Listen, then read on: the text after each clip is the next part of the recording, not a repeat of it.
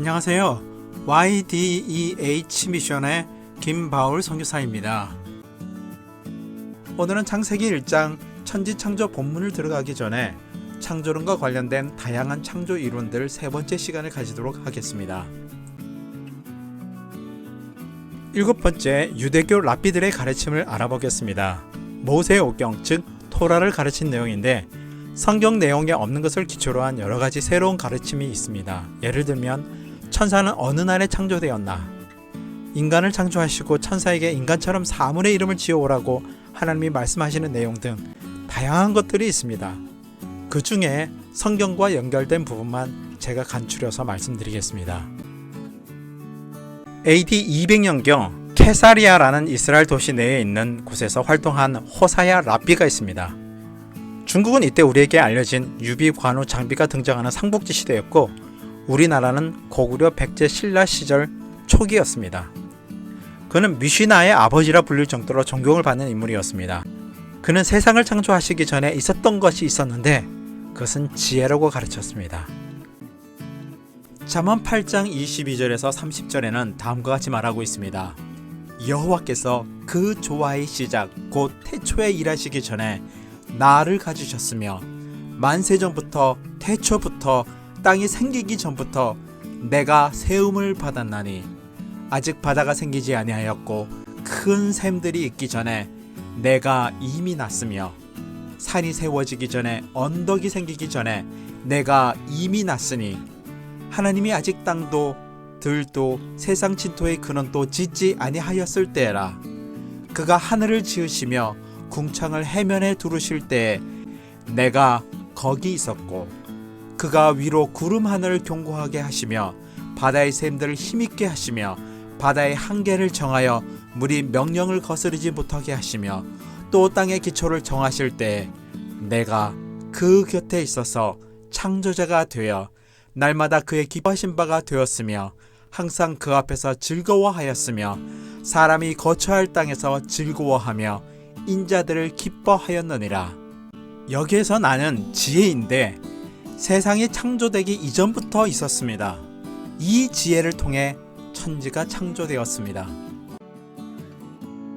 여호와여, 주께서 하신 일이 어찌 그리 많은지요. 주께서 지혜로 그들을 다 지으셨으니 주께서 지으신 것들이 땅에 가득하나이다. 잠언에는 여호와께서 지혜로 땅을 터놓으셨으며 명철로 하늘을 견고히 세우셨고, 하나님이 세상을 창조하시기 전에 지혜를 가지고 창조하셨기 때문에 지혜가 세상이 생기기 이전부터 있었습니다. 두 번째, 소개 방식으로 천지 창조를 설명하는 방법이 있습니다. 첫날 하나님이 모든 것을 창조하시고 나머지 5일은 하나님이 창조하신 것을 소개하셨다고 설명합니다. 이것은 흡사 문학비평과 유사한 설명 방식인데 문학비평이 나오기 수백 년 전부터 유대인들은 이런 방법으로 가르쳤다는 사실이 놀라울 뿐입니다. 이것을 더욱 발전시키면 다음과 같습니다. 창세기 1장 1절에 천지를 창조하셨습니다. 그리고 인간에게 2절부터 하나님이 창조하신 것을 소개하신다고 해석하면 문학비평으로 설명하는 또 다른 해석이 될 수 있을 것입니다. 세 번째는 화가 비유 방법으로 설명하는 랍비가 있습니다. 하나님을 화가에 비유하였습니다. 제가 한국 사람으로 이해하기 쉽게 도자기로 예를 들겠습니다. 좋은 도자기를 만들기 위해 도자기를 만들고 그것이 마음에 들지 않으면 그것을 부셔버립니다. 그리고 다시 도자기를 계속해서 만드는 과정을 통해 정말 좋은 제품이 나올 때까지 마음에 들지 않는 불량품을 부셔버리는 것을 반복하는 장인과 같이 하나님이 정말 좋은 세상을 만들기 위해서 이러한 작업을 하셨다는 것입니다. 이것은 진화론적 창조론과 유사하지만 진화론적인 입장이 아닙니다. 여러 번 창조의 과정이 있었다는 것입니다. 날의 해석을 소개하고 있습니다. 토라 해석가 라쉬로 알려진 매우 유명한 랍비 솔로몬 벤 이삭은 24시간이 하루인 6일간의 모든 창조가 아닌 어떤 기간, 즉 수천 년을 나타낸다고 말하였습니다. 그는 지금으로부터 1000년 전 사람으로 우리나라 고려시대 문정과 숙종시대에 활동한 인물입니다. 최충과 같은 시대의 사람입니다. 그는 날이라는 히브리어의 욤은 첫날을 의미하는 것으로서 시편 90편 4절에 주의 목전에는 천년이 지나간 어제 같으며 밤의 한순간 같을 뿐임이니이다 라는 구절을 들어 설명하였습니다. 24시간이 아니라 수천 년 이상 걸려서 창조하신 것으로 가르칠 수 있다고 하였습니다. 토라 해석가 러쉬는 어떻게 창조하였느냐보다 누가 창조하였느냐가 더 중요하다고 하였습니다. 오늘날 사회는 세상이 어떻게 창조되었느냐에 관심을 가지고 있지만 랍비 러쉬는 하늘과 땅의 모든 것을 누가 창조하셨는가에 초점을 맞춰야 한다고 말하였습니다. 그래서 토라를 공부하는 유대인들은 창조 과정이 현대 과학을 부정하는 것이 아니라 실험실로부터 증거를 유추하는 방법으로 성경을 해석해서는 안 된다고 합니다. 창세기 1장은 이 세상이 얼마나 아름답고 경이로운지 표현하고 나타내는 것이라고 가르칩니다.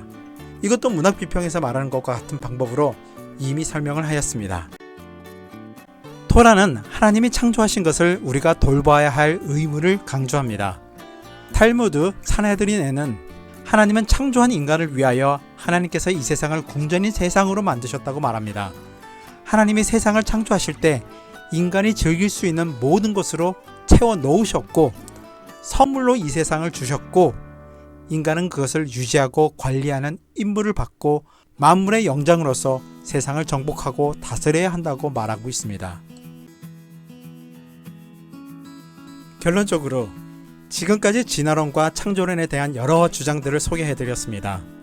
어떤 것을 믿든 그것은 여러분의 자유입니다. 지금까지 저는 여러분의 선택이 다양할 수 있도록 기초적인 정보를 드렸습니다. 그러므로 자신이 어떤 기반 위에 믿음을 가질 것인지 한번 생각해 보시고 여러분은 어떤 입장을 취할지 생각해 보시길 권면합니다. 저의 입장은 이미 말씀드렸습니다.